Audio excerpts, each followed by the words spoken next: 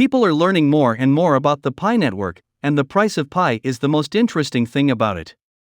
Different parts of the world are still confused and anxious. But one thing is certain: there will always be a price for Pi. I recently scoured the internet to learn more about how much Pi costs. People think that's what the price should be. The difference in price is crazy. From Taiwan to Malaysia, Canada to Korea, and the US to Nigeria, this is something you really don't want to miss. I'll take you on a trip. See what people around the world think Pi costs. I will also show you where you can spend your Pi money. I also have my own question. This question comes from the fact that some people don't have a good idea of how much Pi should cost.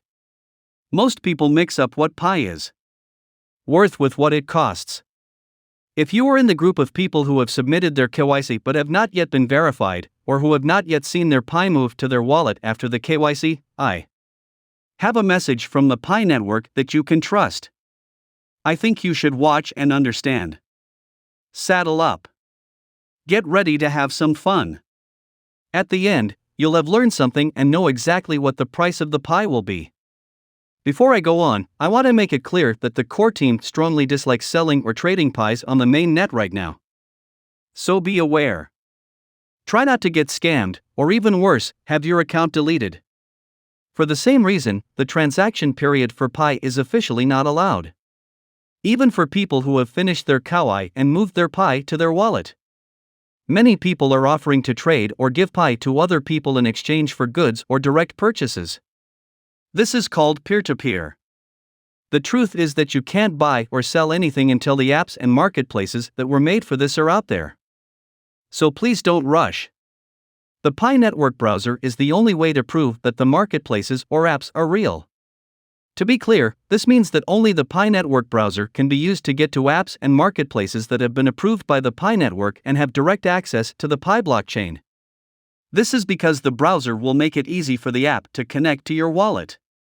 This will make it easy to pay for things or make other transactions. This will work like this: when you find a product or service you want, click on checkout and then pay with Pi. The app automatically syncs with your wallet or asks you to connect your wallet to the marketplace. Then the amount is taken out and the transaction starts. One very good reason for this is to protect and verify both the person offering the service and the person asking for it. For people who buy things online and have them sent to them, the system should hold the agreed upon amount of Pi for the item until the delivery is done. At this point, the price of Pi will depend on how much people want it. If you want to know what I mean when I talk about the value of Pi, watch the video I made in which I talk about how value is different from price. The link to the video will stay in the description. I won't talk about that in this video, so it will be as short as possible. It's no longer news that the Pi network has pioneered all over the world, and a lot of physical stores, hotels, service centers, markets, and sales points are getting ready to launch and accept Pi as a form of payment. But as we go through the KYC process and move Pi to wallets in the enclosed mainnet phase, many people have set their own coin prices for the Pi network, which vary from country to country. I'll talk about a few that I just found on the internet. Let me warn you that the prices you are about to see are not official and have nothing to do with the Pi network. Now that we're done with that, $1 million in the US. I can't figure out how they came up with these prices, though. To be honest, it's unlikely that Pi network will start with a price of $1 or $314,159, let alone $750 per Pi. I think these numbers are just what people wish the price could be. But facts and theoretical analysis aren't the only things that matter. The real world is too. I just made a video where I talk about some facts and my ideas about what the price might be. Please check it out. I will also put a link to the video in the description and see. You haven't seen it yet. I always tell people to know what's going on and not fall for scams. No matter how much we want price to be something that will shake the world and even the universe, let's do it in a way that makes sense. Please don't agree on how much Pi costs just yet. I'd rather try to get a price. Then make a big deal out of the whole project. I started the $314 to 1 Pi campaign, and to back up the price, I promoted the hashtag number 314. But I did this by using a well-thought-out fact, and I made a video to show how I came to this conclusion. Let's not get disappointed if the price launches less than $1 by following facts instead of dreams. My fellow pioneers, I told you why I first started talking about $314 to 1 pi. I did this as soon as I learned that the price will be set by the pioneers and will also be based on the value. I've already talked about value. Still interested? Check out the video.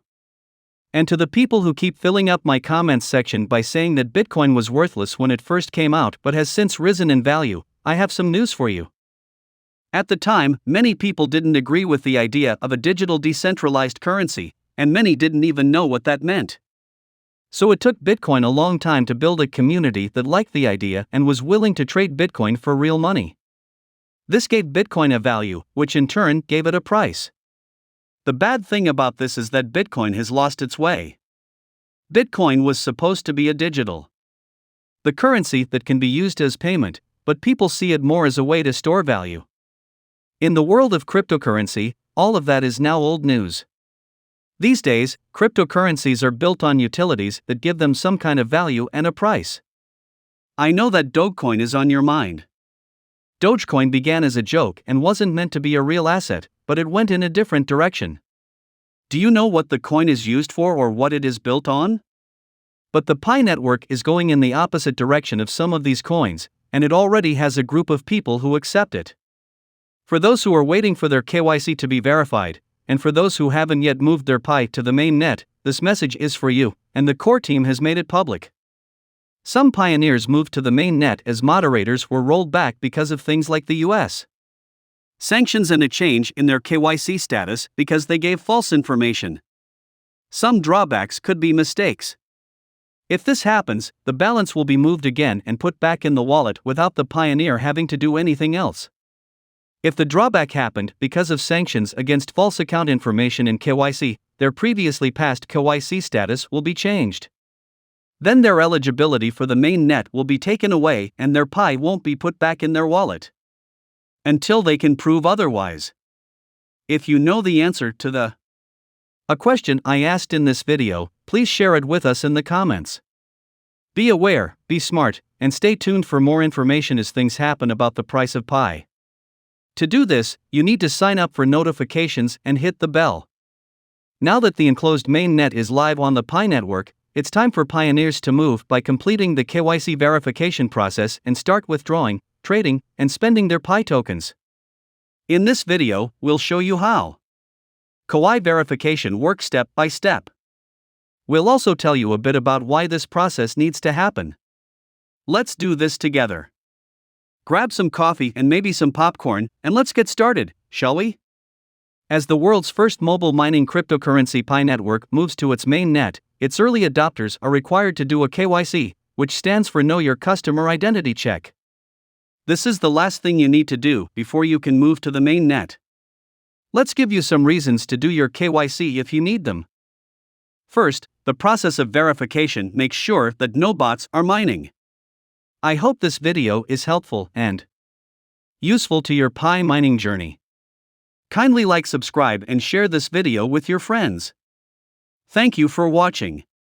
We'll see you in the next video.